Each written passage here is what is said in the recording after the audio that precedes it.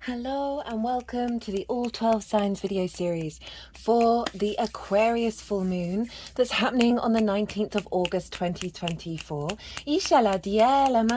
Hello and welcome. My name's Chloe. I work with card divination astrology, and as you just heard and as you can see, I channel multi-dimensional energies through my body, and this happens throughout the reading, and it will bring in healing, attunement and activation codes to the messages that come through.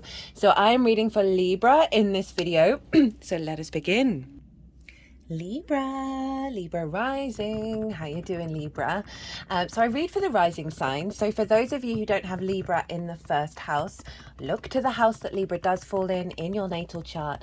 Look to the themes of that house, and you want to apply those themes as well as all the other meaning you've got going on in that sign to the messages that come through. It will be as if that Libra energy from your natal chart has now energetically moved to the first house. So the astrology for the rising sign will still link in. You've just got to add on your natal chart meaning on top of it. Now, I just want to explain why I've pre-shuffled regulars. If you've watched the last couple of transits, you'll know what's been going on. I've had a cat go missing. It's nearly 2 weeks. It'll be 2 weeks tomorrow. Haven't seen her since the first night. Working through a lot of difficult energies, a lot of it was very, the same thing happened in my 20s, almost identical. So big karmic shifts, and also very appropriate in the lead up to the Leo new moon. And I'm very mindful of my energy at the moment, but I still really want to get the messages out. So that's why I've been pre-shuffling the cards before starting the reading. But usually that's not what I do. And so I just want to let you know that that's what's going on. There is also a competition going. All the details of that competition and how to enter it are in the description box. You can enter it as many times as you like. And there are 3 readings up for grabs. So let's get on with where is this happening for you, Libra? What is going on with this full moon in Aquarius? This is happening in your 5th house of your creation energy, the house of joy, right? Pleasure, amusement, games, children, both literal children and figurative children, such as your inner child. It's about romance, dating, love, as well as creative exploits, right? Things you create. Is the house of joy.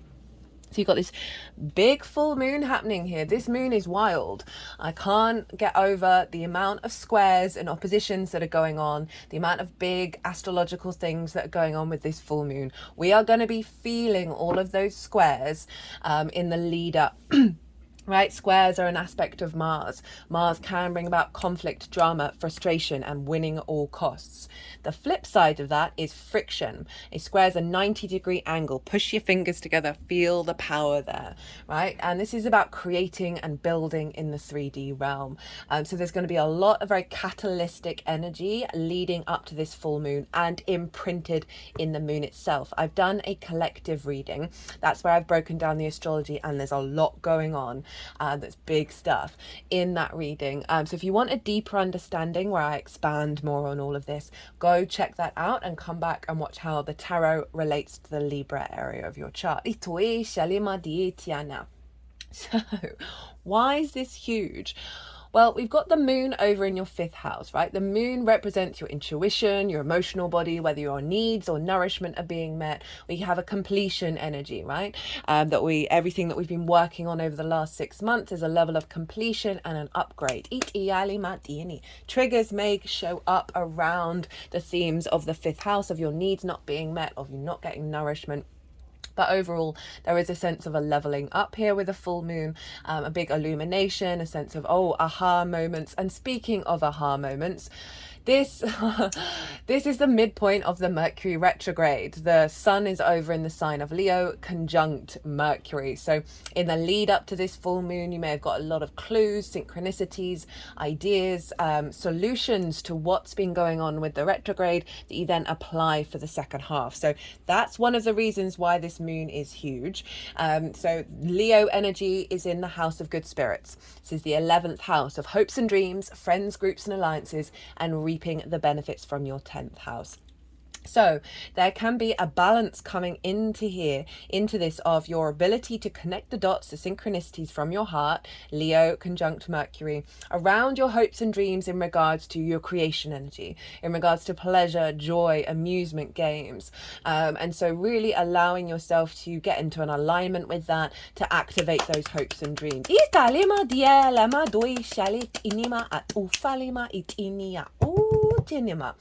And so that's pretty powerful. Now, not only that, but the sun and the moon are squaring Uranus by degree and nearly by minute over in the sign of Taurus. Now that for you is in your 8th house. The 8th house is the dealing with the outside world's resources. So this can be mortgages, loans, taxes, insurance, inheritance, both 3D and cosmic inheritance, bonuses, commissions. So it's more dealing with the resources of the outside world, as well as sort of more one-off chunks of money. Now, for some of you, this may be an activation, a sudden thing come into your life, Uranus, a resource that is part of your activation of your hopes and dreams, a resource that helps you feel good, that, you know, gives you more space and time to be more creative and playful and full of joy. Doesn't just have to be money.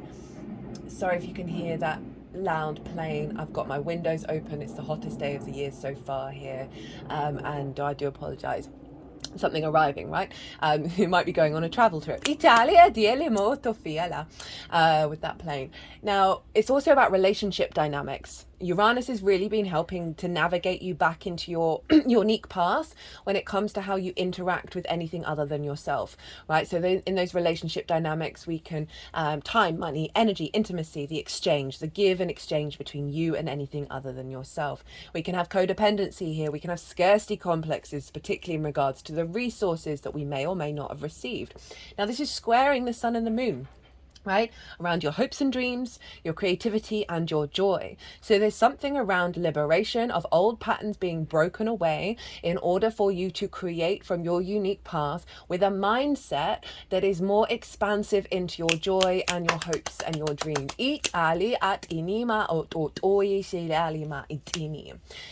Not only that, but we've got Pallas Athena as an asteroid over in the sign of Scorpio, opposite Uranus in Taurus, and squaring the sun and the moon. All the fixed signs are being activated. This creates a grand fixed cross. So Pallas Athena represents embodied wisdom, right? Strategy. And this is in your 2nd house of your resources, your skills and your tools to manifest and bring in regular income. It's the things that you value, and most importantly, how you value yourself. The more you value yourself truly, madly, deeply, the more you're able to tap into your skills and tools, right? And so Pallas Athena is kind of like the saving grace with, there's a lot of squares. Uranus is involved, Saturn's involved, Mars is involved. Some big energies that can create conflict, can create power dynamics, right? Difficult energy over the week leading up to this full moon and the one following. Now, Pallas Athena, long-term thinking. So she's making sure that all of this alignment is serving your value system, is serving your resources, your skills, how you value yourself, right? So we can see a real shift in relationship dynamics that are serving more joy and how you value yourself rather than diminishing that. Also, this might seem you being in awareness of new pathways in the 8th that allows you to contemplate building your resources in a different way, looking at resources in a different way, and also from a place of creativity and joy that is helping activate hopes and dreams, right? We've also got friends, groups and alliances, perhaps more connection to community, that's more in alignment with where you're headed rather than where you've been. Now, not only is this grand fixed cross going on, which can feel like you're being pulled in 4 different directions. What I've been telling all the signs is get in the middle, get in the eye of the storm, tap into your intuition when you're feeling overwhelmed, when you're feeling pulled in lots of different directions. Just still yourself and then see what intuitively comes up, whether that's a thought process, a feeling, an instinct, a sensation.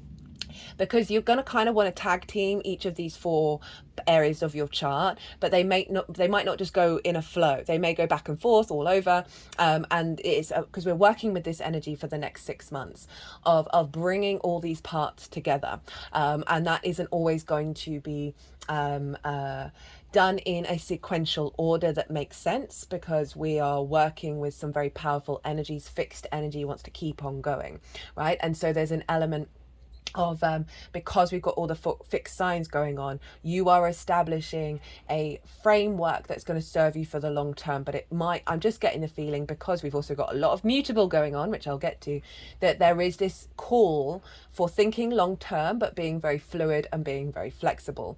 Now, speaking of mutable, one of the reasons why this moon is wild is the ruler of this moon is Saturn. Saturn rules Aquarius traditionally, and Saturn is nearly by the minute in an exact square with Jupiter. Now, why is this a big deal? Well, Saturn and Jupiter come into conjunction and therefore initiate a new cycle every 20 years or so. They did this back at the winter solstice or summer solstice, depends on which side of the hemisphere you're on, in 2020, so December 2020, and it was done in the sign of Aquarius. This instigated a new 200-year cycle of the conjunctions happening in air signs. They've happened in earth signs for the last 200 years. Think the Industrial Revolution. That's the kind of vibe we're going with in terms of the bigger cycles right here. Now it's in air. And as the full moon in Aquarius is happening, they are making their first hard aspect together. They are squaring one another. Hard aspects are conjunctions, squares, oppositions. They can involve challenges and sort of taking more steps to get them upright and working.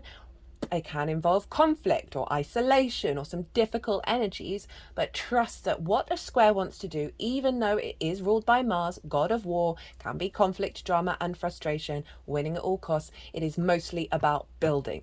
The root of Mars is the builder, is the farmer. Our yang, action, our motivation, our drive. And this is how we build in the 3D. So we have Jupiter and Saturn squaring one another on the day of the full moon in Aquarius. So this is showing you go back to December 2020, think what got instigated around then. This is when we're starting to see the results start to manifest, and also where we start to shift and change with what we've learned and adapt into the new part of the cycle. So Jupiter is over in Gemini, a fellow air sign. So all Libra, you are activating all the air signs.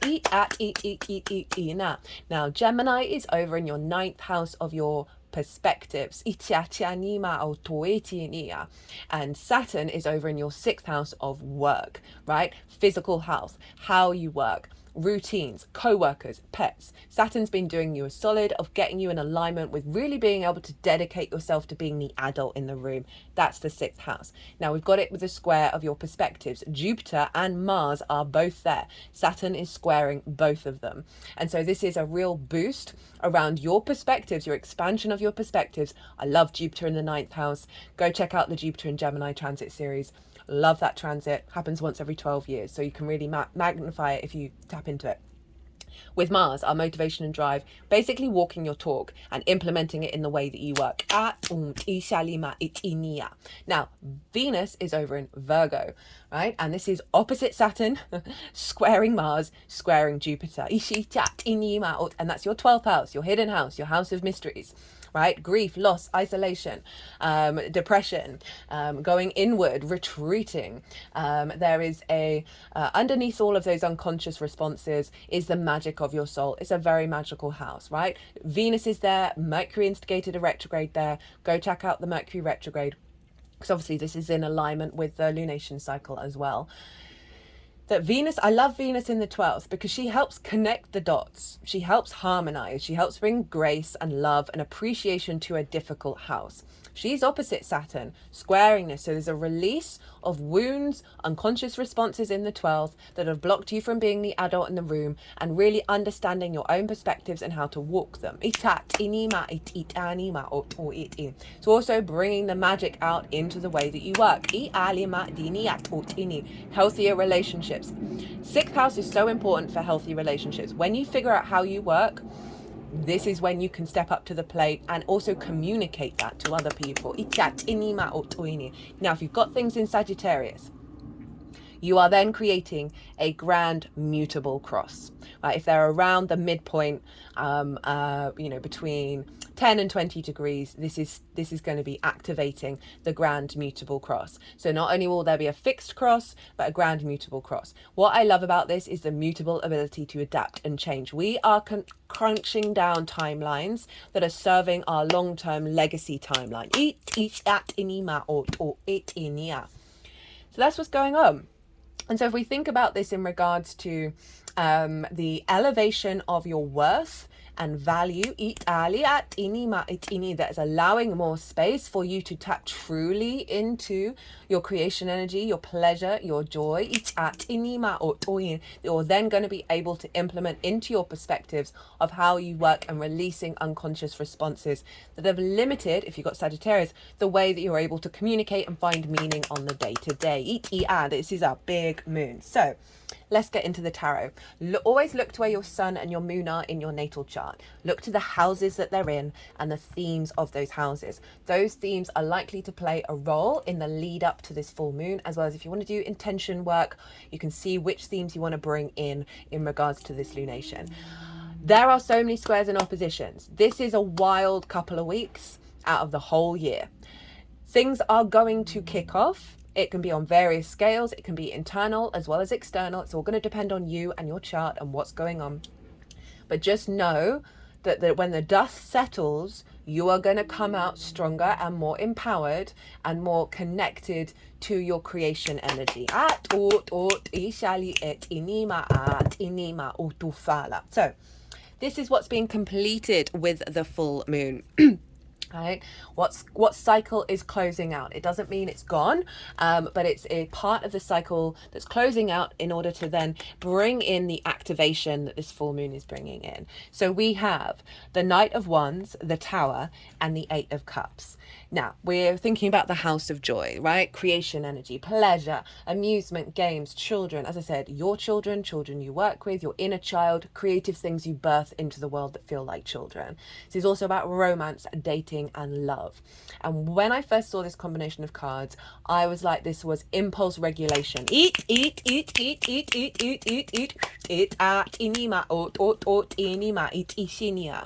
Right, around those things. Old patterns. That fire is very instinctive, where you have taken action through instincts that have been part of unconscious responses, that you have being released. You've gone through a cycle of releasing those old habits. Eat. Because then we have the Tower, right? The Tower is Mars's card. The Tower, I love the Tower. It does us a solid, even if it's dramatic, because it pulls down that which is superfluous, not the foundations. It keeps the foundation, so we are then able to build from a very strong foundation. So this impulse, this instinctive impulse around the themes of the fifth, you have been purging these, right? The ones that do not serve you with the Tower. Those structures have been pulled down over the last 6 months. And then we get the Eight of Cups, which is your awareness of your emotional body, awareness of the unconscious responses, and how they can feel incredibly comfortable because we've known them for so long.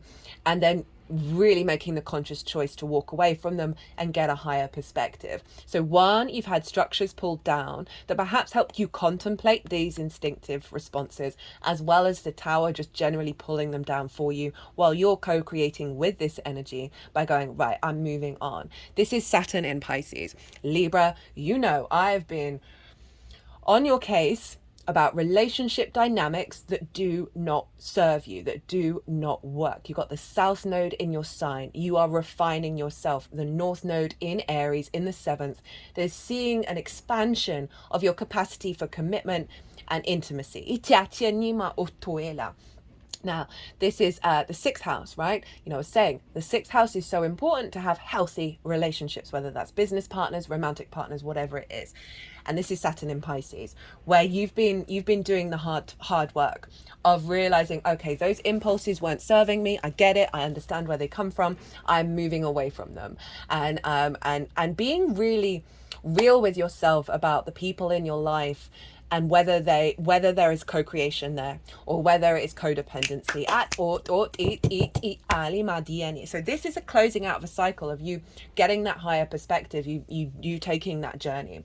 So what's being activated? Well, we have the Lovers, the Three of Wands, and the Three of Pentacles. And I'm going to turn the bottom of the deck round, and we have the Fool.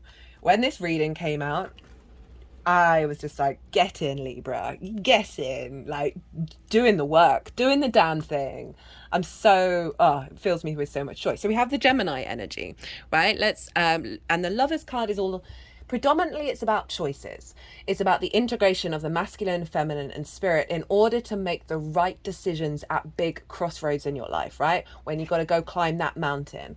So there's a real sense of integration that this moon is bringing in. This is also bringing in love. This is you falling in love with your creation energy again, being more harmonized with your perspectives, Gemini, over in the ninth house, and bringing them into the way that you respond to the pleasure and the love and the creativity and the joy in your life, right? This is going beyond that impulse that may be based on unconscious responses. Think of Venus over in the sign of Virgo, and really allowing you to be fully integrated in alignment with your perspectives of how you engage with the fifth house, rather than, I said, based on sort of trauma responses, right? Or love languages we learn from our parents. Eat at inima or eat inia. And so love this. And there's another theme which I will bring in. We got the Three of Wands. This is the Sun in Aries. This is, right, you think of that other, right? Of this, that's more long-term committed romantic relationships, business partners, clients, intimate friends. Source. This is the Sun in Aries. So there's a real sense of vision that this moon is bringing in, a level of you are embarking on a new journey from a place of confidence in regards to how you react and you respond and you engage with the other from a place of joy, creativity, and love that serves your long-term plans of, I'm going to climb that mountain, right? Capricorn's in your fourth house of your home, the mountain goat. So making sure that your roots are strong, that the decisions that you make are strong, and that they serve your long-term legacy. Love that. Very confident energy. This card isn't about planning or worrying about what's going to happen. They know that they do their best in every moment, and they are confident in that. I want you to channel that. That rather than living in the past or worrying about the future, this figure is like very, very present in the now. Think of the I am of Aries, right? And the vision behind that, right? So this full moon is bringing in a new cycle of commitment to your creativity and your joy from a really healthy, integrated way that's allowing you to then, having done the work, embark on a new journey when it comes to those themes. And then we have the Three of Pentacles. This is about mastery of self and collaboration. This figure here told its parental figures, no, I'm not going to be a doctor, I'm not going to be a lawyer, I get why you want me to be that because there's safety there, but I'm going to actually go carve things out of marble. They very much honor their own instincts and desires of how they want to create in the 3D world, and because of that they get to a state of mastery, and they therefore draw towards them others who have different skills, different talents, in order to create something beautiful and long lasting. I love this card. And this, in terms of your creation energy, this is you walking your path, right? Remember Uranus, clearing out relationship dynamics that that have blocked you from feeling confident walking your path. Eat, and building something beautiful in your life. But this is bringing in, this can bring different parts of yourself together in order to collaborate with self, right? This is also because of the confidence that's coming in, the integration that's coming in. You are drawing towards you relationships that are more about co-creation rather than codependency. More love, more joy, more play in that way. So you definitely can look at this in terms of an elevation of relationship dynamics, or bringing in a new one that really serves this new embodiment of of unity within yourself, right? For those of you who have a creative project, this is saying this moon is really like amplifying your capacity to really work on that. Remember, the sun is over in your hopes and dreams as well. So there's a real sense of vision and clarity around how to integrate this and how to work with it. You're going to be able to see your path clearly. Speaking of seeing your path clearly, we have the Fool at the bottom of the deck. Now the Fool, this is a new beginning, right? So you've got two sort of new beginning cards with the Journey of the Three of Wands and then the Fool. The Fool is more heart open, more expansive. It's more curious about everything, about existing, and it's jumping off this cliff to activate a new reality. And that's at the bottom of the deck. That is your underlying energy, that you are embarking on a new frequency here. Now, how to amplify the intention and manifestation of this moon. We have the Ace of Cups, the Knight of Swords, and the Three of Cups. You've got 3 threes show up. You've also got 2 knights. So the Ace of Cups, there's a sense of renewal around your intuition, around your emotional body, your creativity, your imagination. There is an overflow here. There's a sense of abundant energy within rather than a restrictive block. We have the Dove of Peace as well. This is an offering from the universe for you to tap into your heart, to tap into the love that you feel. Let that radiate throughout your body. You know, if you've got a tarot deck, I'd get this card out, have it by your bed, meditate on it, and really bring that energy into your day every day. It's also sort of signaling, look, things are going to unfold, right? Aces are the beginning of the suit, right? Not to be impatient and to let the overflow do its thing. I would initiate creative things. I'd follow your intuition around your creativity, your joy, your pleasure. Maybe observe if there are some trauma responses coming up. Offer it the Ace of Cups and see the solution. But overall, this is an emotional mindset that is saying, hey, there's a new cycle. It's not about the past, it's about the present. And then we have the Knight of Swords. So this is about implementing this energy, right? As I said, knights embody their suit, right? The Aquarian energy, the sword suit, and the sense of community, of connection, of a bigger perspective, of a more egalitarian, open space. And this is overall like you implementing the inspiration that you get from the Ace of Cups. And playing and trying things out without expectations or assumptions. But it is about saying, you got to put this into practice. You've got to cultivate, okay, well, what do I want? What is my universal truth when it comes to my creation energy, right? Rather than externalizing that out into the world, cultivate it within yourself and see what your thought processes come through, and then act on them and see where the paths take you, because you are in a new cycle. 3 of Cups, right? Unity, flow, love, play. This is calling you perhaps go out more, spend more time with people, get into a state of union, a sense of celebration. This is also about your internal flow, being in union. Find things to celebrate. Find moments in a way that's healthy for you, obviously, to tap into this feeling of abundance and this feeling of connection. Maybe do meditations on it, right? Of the Ace of Cups, your action, and then your actions leading to this. We got those 3 threes. There's something coming together into a state of union, right? And a state of stability. 3 is the magic number. Lots of magic coming in. But this is about finding the good, finding the flow, and allowing more focus on that. Okay, so we've got 2 oracle cards for you. We have the Cosmic Womb, the Divine Feminine, Lay of the Land, and Ancestral Wisdom.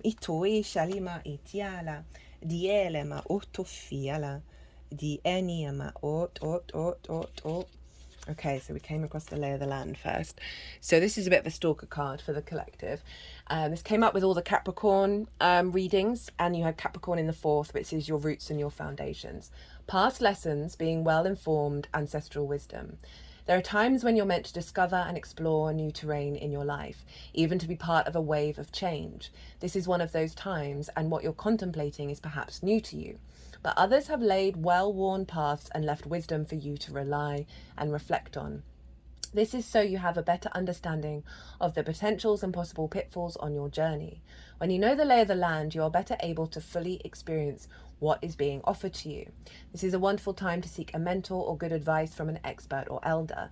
That way, you'll be able to meet life's opportunities and challenges well informed. Knowing you have a map, now you can be curious about what else is here. That's definitely the Knight of Swords. This is a path that promises success in all areas. Where others before you have dared to tread, you will discover the treasure they have left behind for you to make your own. So this is saying you're going on a new path for you, but others that you are connected to energetically have walked that path, and there is support along that path. And be really open and mindful to that, right? That you are activating a new cycle, but you are connected and you are not alone. And just to reconnect back to the ancestors, that you're obviously doing something quite phenomenal, not only for yourself but for them as well. I love this reading so much. We've got number 6, cosmic womb, creativity. There we go. The divine feminine. The cosmic womb is a reminder that you're undergoing a beautiful process of birthing a new self into being. You don't know who or what it is yet, but you know it's full of life and love and passion and spirit. It's the perfect expression of you, imbued with love incarnate and ignited by the vital spark received from the divine. If you've had a difficult time in recent memory, feeling dry and stagnant or lost and unsupported, this is changing right now. You will feel newly inspired as so many ideas beckon for your attention. This is summing up everything. I love this. Know that you're safe to explore the expression of your rejuvenated creativity, releasing all judgment as your curiosity has peaked. You are in the most fertile cycle of your life right now, intuitively keen with heart wide open, mindful that each step in the direction of your dreams and desires is effortlessly supported by all the divine helpers in the unseen realms. Well, if that doesn't have every single keyword for the sun in the 11th of hopes and dreams, the moon over in your creativity, which is about love as well. And that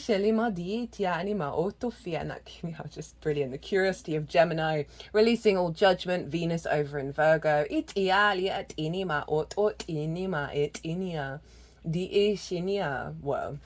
Well, Libra. Woo, what a reading. I hope you enjoyed. I hope it resonated. If you did, it would bring me great joy, as well as obviously help the algorithm if you hit that like button. Don't forget to enter the competition. And other than that, Libra, what a reading. Be good to yourselves. Be good to those around you. Safe travels and be well until we meet again.